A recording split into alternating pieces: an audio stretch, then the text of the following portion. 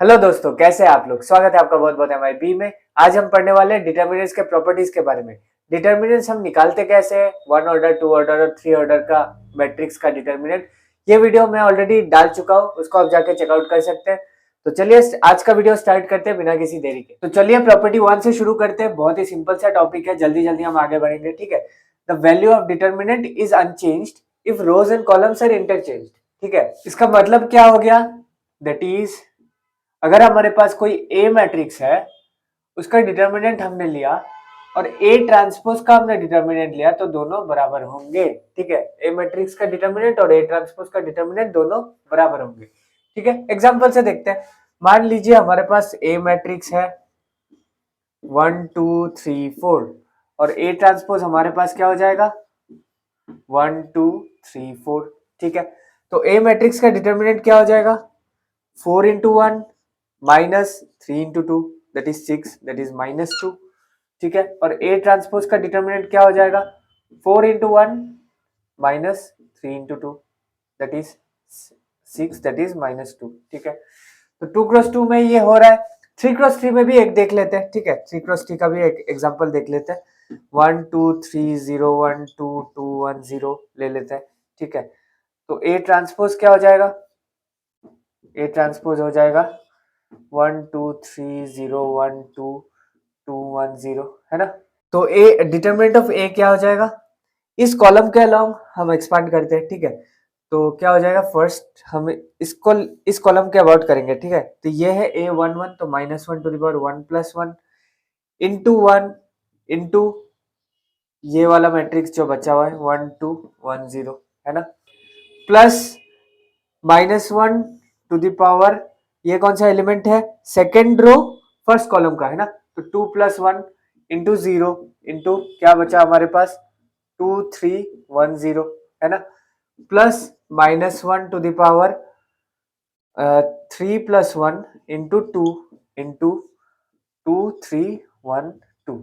ठीक, तो अब हम इसको सिंप्लीफाई करते हैं और सिंप्लीफाई करने के बाद हमें डिटर्मिनेंट ऑफ ए 0 मिलता है।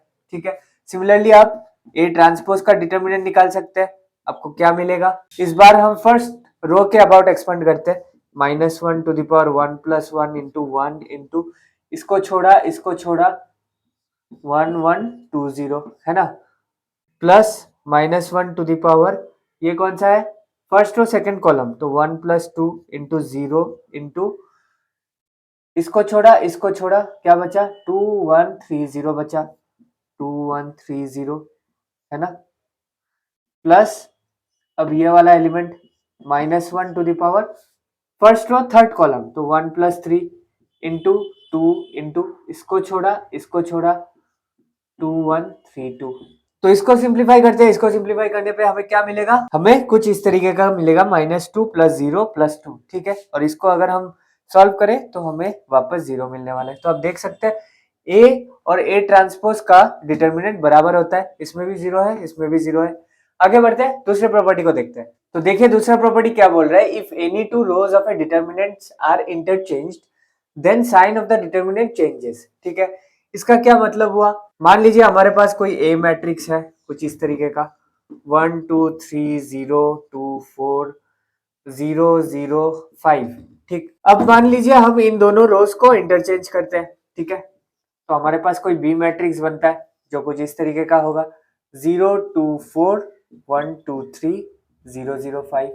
ठीक, तो क्या बोला जा रहा है, इस प्रॉपर्टी के हिसाब से ए मैट्रिक्स का determinant will be equal to -b। चलिए इसको वेरीफाई करते हैं, है ना। ए का डिटर्मिनेंट क्या हो जाएगा, हम इस कॉलम के अबाउट एक्सपेंड करेंगे। ठीक है, क्यों इस कॉलम के अबाउट एक्सपेंड करेंगे, इस रो के अबाउट क्यों नहीं करेंगे, आंसर तो हमारा एक ही निकलेगा, क्योंकि मुझे दिख रहा है इस कॉलम में मेरे पास 2 जीरोस हैं, तो मेरा कैलकुलेशन बहुत छोटा पड़ जाएगा, है ना। तो इस कॉलम के अबाउट करेंगे। पहला एलिमेंट क्या है 1 है, जो कि फर्स्ट कॉलम का एलिमेंट है, तो -1 to the power 1 + 1 into 1। तो इसको छोड़ा क्या बचा मेरे पास 2 4 0 5, है ना। और बाकी दो हम नहीं लिखने से भी होगा, क्योंकि ये तो जीरोस है ना, तो ये 0 ही आएगा, ये भी 0 ही आएगा। ठीक है, तो 1 into 1 into 10 - 0। ठीक, तो हमारा ए मैट्रिक्स का डिटरमिनेंट हो गया 10। अब हम बी मैट्रिक्स का देखते हैं। B matrix. इस बार भी हम फर्स्ट कॉलम के अबाउट ही एक्सपांड करेंगे, ठीक है। तो सबसे पहले इसको लेंगे, इसको लेने से 0 हो जाएगा, है ना। सेकेंड एलिमेंट है 1, तो ये सेकेंड रो फर्स्ट कॉलम का एलिमेंट है, तो -1 to the power 2 + 1 into 1 into इसको छोड़ा 2405, ठीक है, 2405। और इस 0 के अबाउट अगर हम लेंगे तब भी 0 ही आएगा, तो हमें बस इसको निकालना है ना।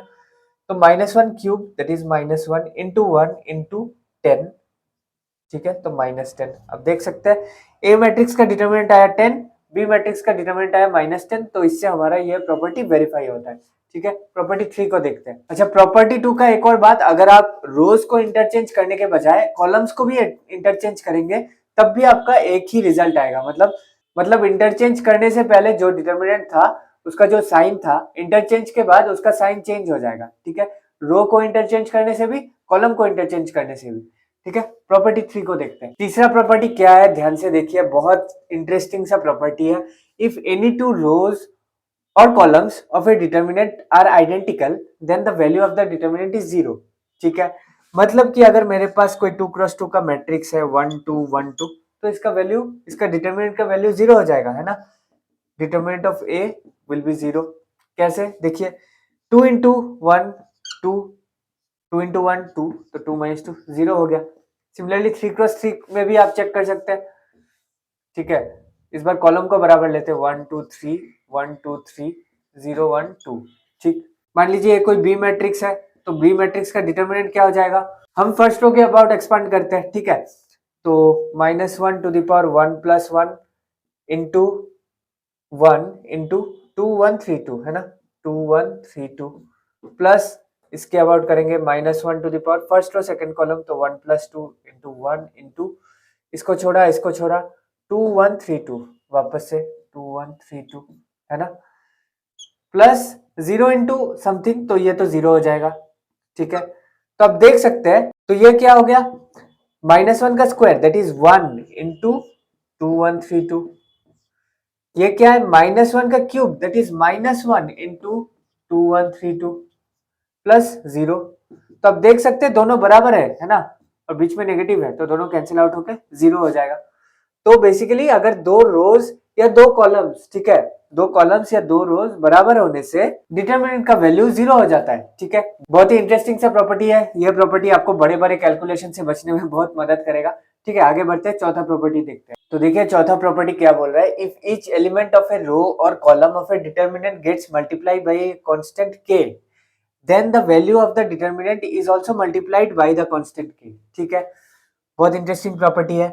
मान लीजिए मेरे पास कोई मैट्रिक्स है, ठीक है, 1 2 3 4, ठीक, ए मैट्रिक्स है।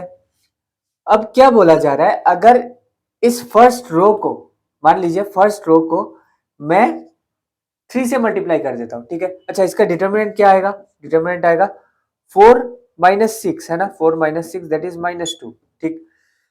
तो मैंने क्या कर दिया, फर्स्ट रो को 3 से मल्टीप्लाई कर दिया, है ना। तो मेरे पास कोई बी मैट्रिक्स बन गया जिसका फर्स्ट रो हो गया 3 6 3 4, है ना, 3 6 3 4। तो बी का डिटरमिनेंट क्या हो जाएगा, 4 इंटू 3 12 -6 इंटू 3 18, इट इज -6। अब देख सकते हैं मैंने इसको 3 से मल्टीप्लाई किया तो डिटरमिनेंट भी 3 से मल्टीप्लाई हो गया, है ना। सिमिलरली हम क्या करते हैं, अब हम इस मैट्रिक्स को उठाते हैं, इसके कॉलम को हम 5 से मल्टीप्लाई कर देते हैं, ठीक है। तो कोई सी मैट्रिक्स बन जाएगा, तो क्या हो जाएगा हमारे पास 5 इंटू 3 15, 5 इंटू 3 15 6 4, ठीक है। तो सी मैट्रिक्स का डिटरमिनेंट क्या हो जाएगा, 5 इंटू 4 5 इंटू 4 60 -5 90, तो क्या हो जाता है -30।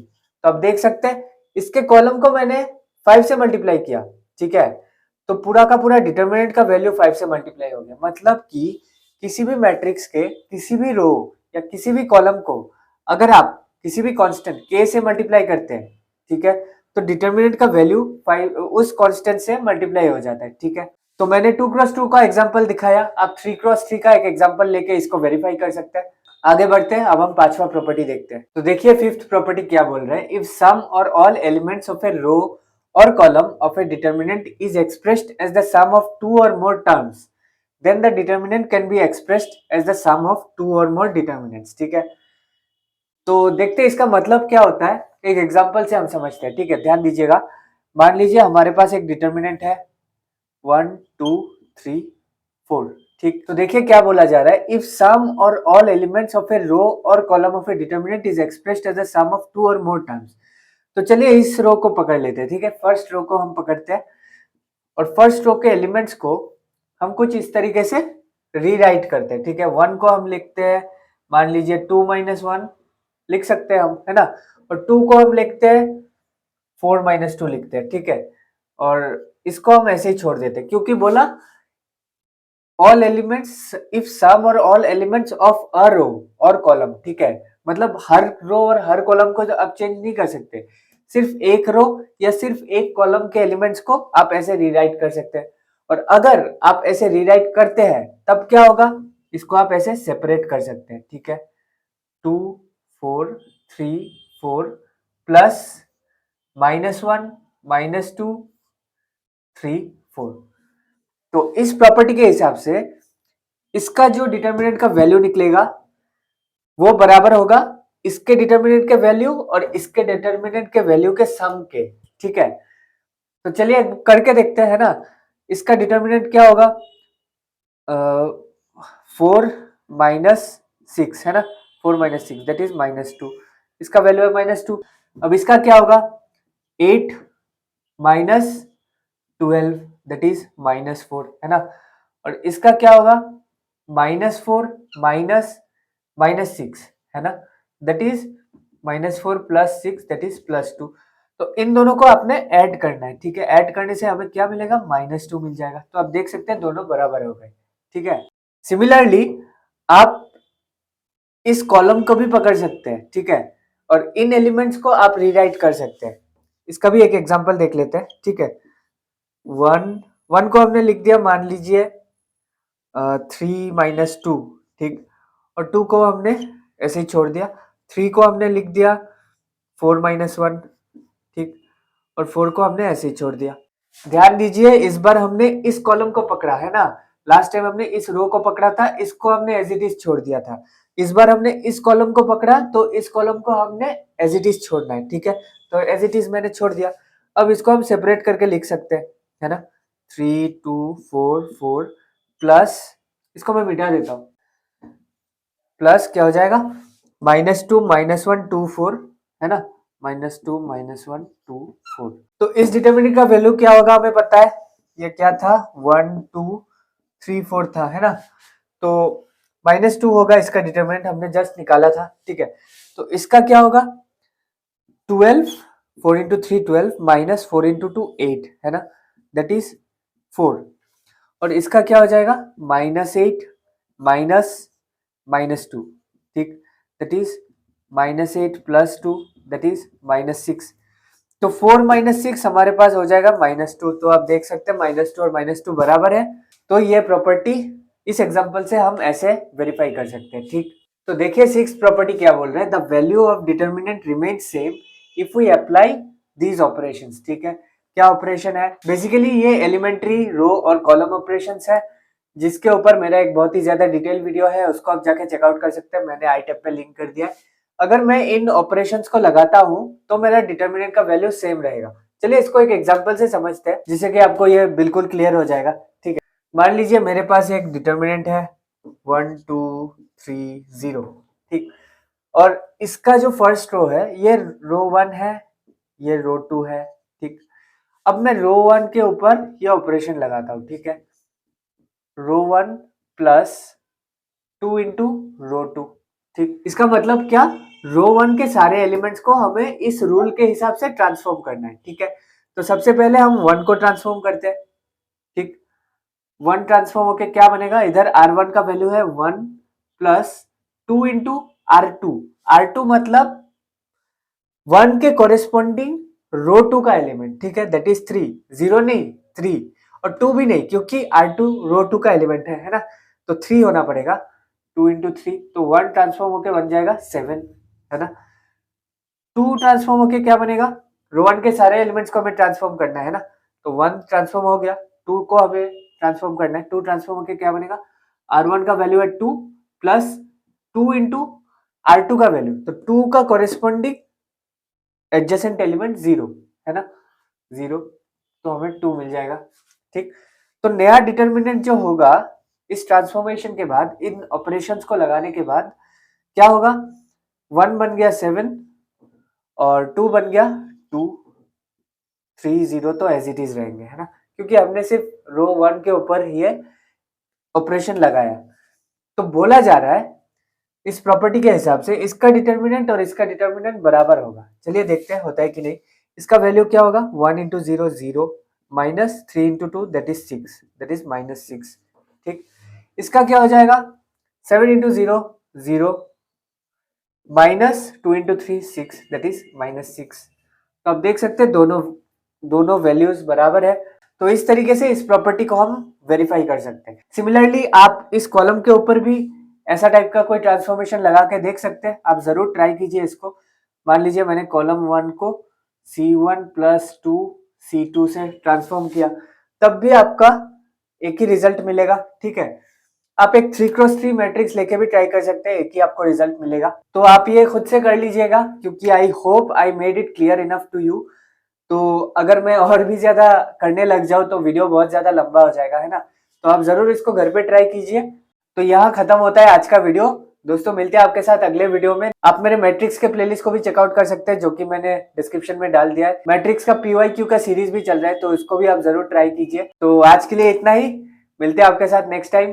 तब तक के लिए मैथ्स को एंजॉय कीजिए और याद रखिए मैथमेटिक्स इज ब्यूटीफुल।